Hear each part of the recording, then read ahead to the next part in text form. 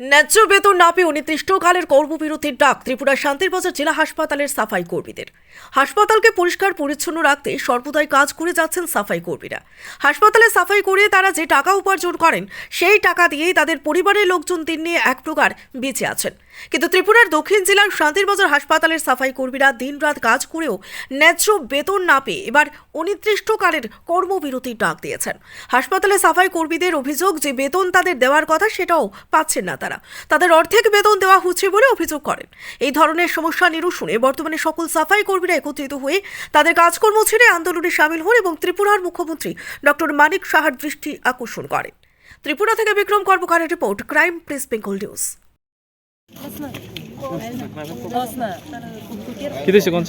আমরা ন্যায্য বেতনের দরকার। আমরা সুপ্রিম স্টাফ হসপিটালের, তো আমরা ঠিক মতো বেতন পাই না আর কি।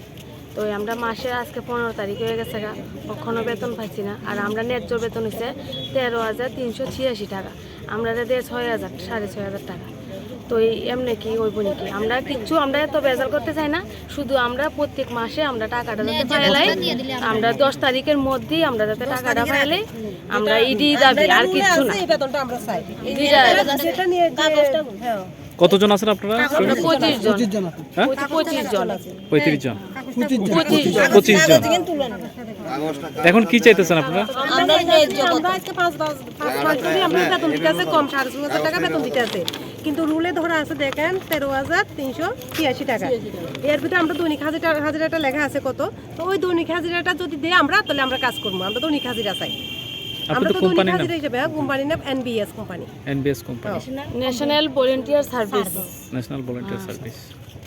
এখন চিকিৎসকেরা কি কইছে?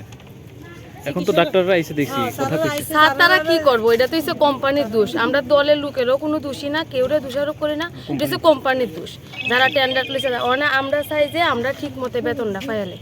কয়টার সময় আপনারা এই কর্মবিরতি করতেছেন? আমরা তো ডিউটি সকাল 8টার থেকে না, এখন আপনারা এই যে বাইরে সবাই দাঁড়ায় রয়েছেন, আমরা 3 শিফটের লোক, মর্নিং ইভিনিং নাইট মিলি 8টা থেকে। না এখন তো আপনারা কাজ করতেছেন, মানে কর্মবিরতি ডাক দিয়েছেন যতক্ষণ পর্যন্ত সমস্যার সমাধান হবে নাকি?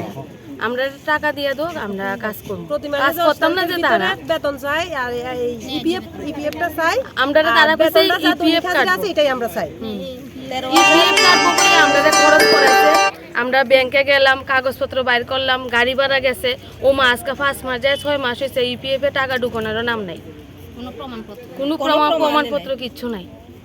মুখ্যমন্ত্রীর কাছে চাওয়ার আছে, মুখ্যমন্ত্রীর কাছে চাওয়ার আছে যে আমরা অনেক বছর ধরে যাবত এই হসপিটালে কাজ করতে আছি।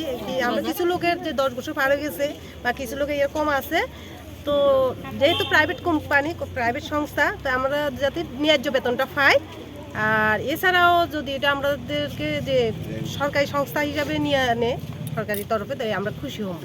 Thank you.